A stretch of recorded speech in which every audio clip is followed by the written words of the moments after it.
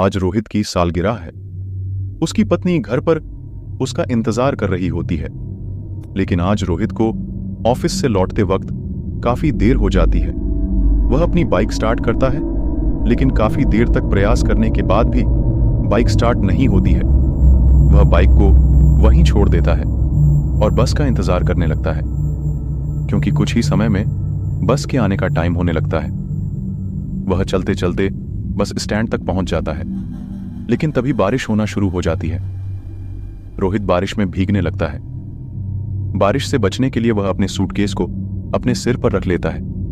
Bus stand पर और भी कई लोग बस का इंतजार कर रहे होते हैं। यह सभी लोग देखने में बड़े ही अजीब लग रहे थे। तभी रोहित महसूस करता है कि बारिश की बूंदें उसके ऊपर गिरना बंद हो गई हैं। जब उसने देखा तो बगल में एक व्यक्ति अपनी छतरी के आधे हिस्से को रोहित के ऊपर किए हुए था। यह देखकर रोहित हल्का सा मुस्कुराया। उस व्यक्ति की लंबाई रोहित के बराबर थी। हाथ में बहुत सारी अंगूठी और चेहरे पर चश्मा लगाए हुए था, जिससे रोहित उसका चेहरा ठीक से नहीं देख पा रहा था। उस आदमी ने कहा, यह बारिश का मौसम भी बड़ा ही अजीब है। कहीं तो बहुत ज्यादा बारिश हो जाती है और कहीं सूखा। कहीं लोगों को जीवन देती है तो कहीं मौत। उस आदमी की इस बात का रोहित के पास कोई जवाब नहीं था। वह उस आदमी को देखकर हल्का सा मुस्कुराया और अपना सिर हिलाया। कुछ देर बाद रोहित का फोन बजता है। वह जेब से फोन निकालता है, तभी फोन हाथ से छूटकर जमीन पर गिर जाता है। रोहित तुरंत फोन उठाने के लिए झुकता है तो उसे कुछ ऐसा दिखाई देता है जिससे वह पूरी तरह डर जाता है। वह देखता है कि छतरी वाले आदमी के पैर नहीं हैं। वह जूतों पर बिना पैरों के खड़ा है। वह हिम्मत बांधकर खड़ा होता है और अनजान बनने का दिखावा करने लगता है। तभी वह देखता है कि बस स्टैंड पर बाकी के लोग नहीं हैं। वह और ज्यादा डर जाता है। वह तुरंत अपनी पत्नी शालिनी को अपने साथ हो रही घटना को मैसेज के जरिए बता देता है और जल्दी से जल्दी अपनी लोकेशन पर आने के लिए कहता है। लेकिन तभी छतरी वाला आदमी कहता है, शालिनी को यहां बुलाना अच्छा नहीं है।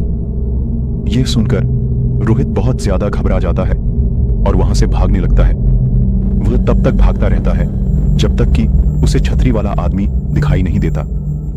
काफी दूर तक भागने के बाद रोहित हांफने लगता है। सांस भरने के लिए वह एक टेबल पर बैठ जाता है और अपनी तेज सांसों को शांत करने लगता है।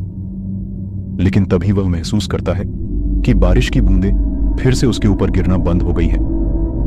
वह अपनी नजर पीछे घुमाता है तो वही छतरी वाला आदमी उसके पास खड़ा हुआ होता है। यह देखकर रोहित फिर से वहां से भागना शुरू कर देता है और भागते भागते काफी दूर निकल आता है। बिजली की तेज गड़गड़ाहट में वह देखता है कि सड़क के बीचों बीच वही आदमी खड़ा हुआ है जो ठीक रोहित के सामने है। इस बार उसका आधा शरीर गायब हो चुका है। यह सब देख रोहित की चीख निकल जाती है। इसी बीच रोहित को पीछे से बस के हॉर्न की आवाज सुनाई देती है। वह तेजी से पीछे मुड़ता है तो उसे बस आती हुई दिखाई देती है। तभी कुछ लोगों का झुंड बस की तरफ आते हुए दिखाई देता है। बस रुकती है और वह लोग एक दूसरे को धक्का देना शुरू कर देते हैं। इस धक्के में रोहित नीचे गिर जाता है और वह लोग रोहित के ऊपर चढ़ने लगते हैं। बस का कंडक्टर इस भीड़ से बचने के लिए बस को थोड़ा आगे बढ़ाता है, लेकिन इस भीड़ में रोहित बस के नीचे आ जाता है और उसका आधा शरीर खून से लथपथ हो जाता है। तभी उसकी पत्नी शालिनी बस स्टैंड वाली लोकेशन पर पहुंचती है। जैसे ही वह रोहित को ढूंढते हुए इधर उधर देखती है तो उसे रोहित सड़क के बीचों बीच दर्द के मारे कराहता हुआ दिखाई देता है। उसका आधा शरीर बस के नीचे कुचल चुका था और मदद के लिए कोई भी इधर उधर दिखाई नहीं दे रहा था। किसी तरह से शालिनी उसे हॉस्पिटल ले जाती है। हॉस्पिटल पहुंचकर उसका इलाज किया जाता है। उसकी जान तो बच जाती है, लेकिन उस एक्सीडेंट की वजह से उसके पैर खराब हो जाते हैं। अब वह कभी भी अपने पैरों पर चल नहीं सकता है। उस हादसे के बाद रोहित अगर किसी को भी उसके बारे में बताता तो कोई भी उसकी बातों का यकीन नहीं करता।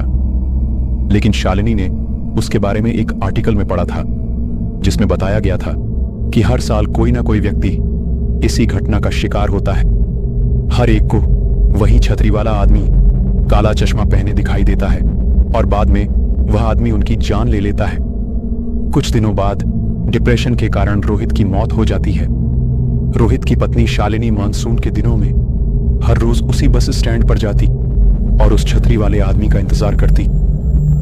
उसे लगता है कि शायद छतरी वाले आदमी की भी इसी तरह किसी बस के नीचे कुचल जाने से मौत हुई होगी और अब वह अपनी मौत का बदला ले रहा है।